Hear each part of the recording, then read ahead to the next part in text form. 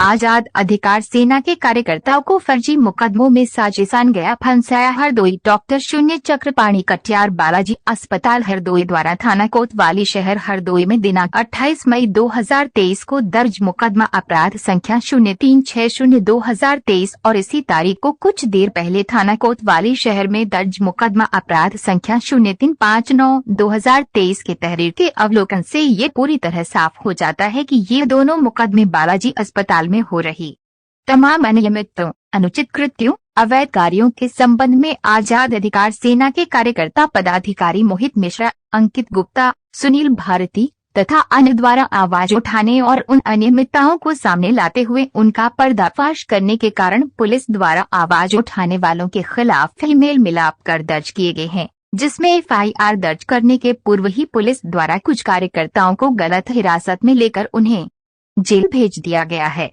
दबंगों द्वारा पिटाई करने से पत्रकार डीडी शुक्ला को भारी चोट लगी और 12 टांग के सिर पर लगे हैं। कोतवाली पुलिस को फोन किया लेकिन मौके पर पुलिस नहीं पहुंची तो स्वयं ही कोतवाली पहुंचे देश दीपक शुक्ला को उल्टा पुलिस ने हिरासत में ले लिया और फिर डॉक्टर और दबंगों और मठाधीशों को बुलाकर लिख दिया फर्जी मुकदमा मोटी रकम लेकर।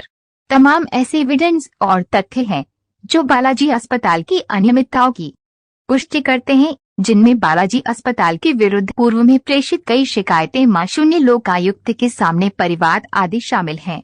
इसी प्रकार घटनास्थल के सीसीटीवी फुटेज तथा इस संबंधित समस्त व्यक्तियों का डिटेल रिकॉर्ड से सत्यता स्वतः ही सामने आ जाएगी। इसके अलावा इन एफआईआर में नामित व्यक्तियों के बयान से भी सच्चाई उजागर होगी। साथ ही एफआईआर में दर्ज घटना की तिथि दिनांक 25 मई 2023 के पूर्व से ही नामित अभियुक्तों द्वारा सोशल मीडिया तथा अन्य स्थानों पर बालाजी अस्पताल के संबंध में प्रकाशित खबरें और पोस्ट इस बात के पुख्ता प्रमाण हैं कि कथित घटना के काफी पूर्व से ही नामित अभियुक्तों ने बालाजी अस्पताल के संबंध में आरोप पूरी तरह सार्वजनिक कर दिए थे। आरोप सार्वजनिक किए जाने के बाद ब्लैकमेलिंग करने का आरोप स्वतः ही अर्थहीन हो जाता है और एफआईआर को प्राथमिक स्तर पर ही झूठा साबित कर देता है। उपरोक्त समस्त तथ्यों के आधार पर आजाद अधिकार सेना ने मांग की है कि उपरोक्त सीसीटीवी फुटेज और कॉल डिटेल रिकॉर्ड तत्काल प्राप्त कर दोषियों के विरुद्ध कार्यवाही की जाए। साथ ही स्थानीय पुलिस प्रशासन पूरी तरह प्राप्त राजनीतिक संरक्षण के कारण तथा बालाजी अस्पताल के रस्सू के कारण वादी पक्ष के दबाव में है। न्याय हित में इन दोनों एफआईआर को अविलंब हरदोई जनपद के बाहर हस्तांतरित किए जाने की मांग की गई।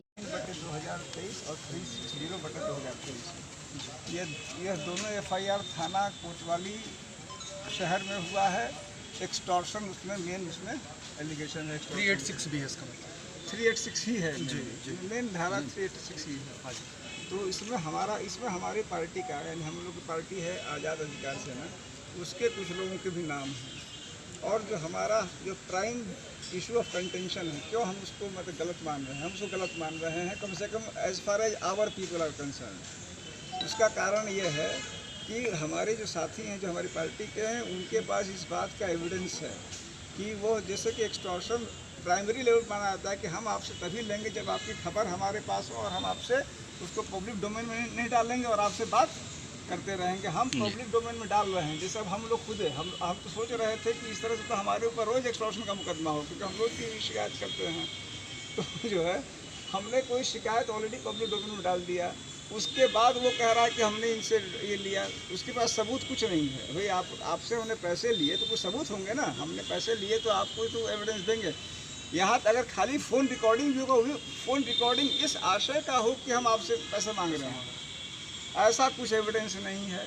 नंबर 2, जो लोग हमारी पार्टी वाले उनका कहना है कि जो कथित घटना स्थल है वहाँ का सीसीटीवी रिकॉर्डिंग फुटेज वह इस बात को साबित कर देगा कि ये मामला फर्जी है। एंड ऑन द कॉन्ट्ररी वही लोग मार खाएँ जो बेचारे जो है, इसमें से एक आदमी जेल में है ऐसा इनका क्लेम है और सीसीटीवी फुटेज की बात है। थर्ड, इनका कहना है कि हमारे जो है ये इसको निकाल लिया जाए कॉल डिटेल रिकॉर्ड्स को, उससे फैक्ट मालूम हो जाएंगे। तो हमने एसपी साहब से यही कहा है कि हमारे ये 3 चीज़ें हमने मांग की है। पहला मांग किया है कि इस बात को देखा जाए कि जब हम ऑलरेडी पब्लिक डोमेन में ला दी तो हम एक्सटॉर्शन कैसे कर रहे हैं, इस पॉइंट को देखें। नंबर 2, हमने कहा है कि जो सीसीटीवी रिकॉर्डिंग्स हैं उनको वहाँ से निकलवा लिया जाए। थर्ड, आप CDRs निकलवाएं।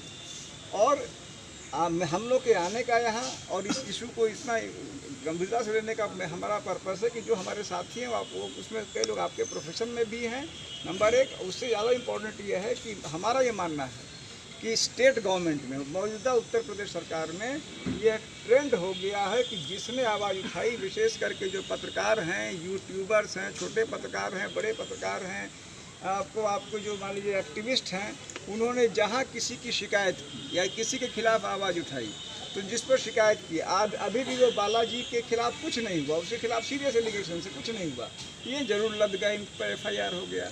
तो जो नया ट्रेंड मौजूदा गवर्नमेंट का, ये हमारा मानना है, हमारी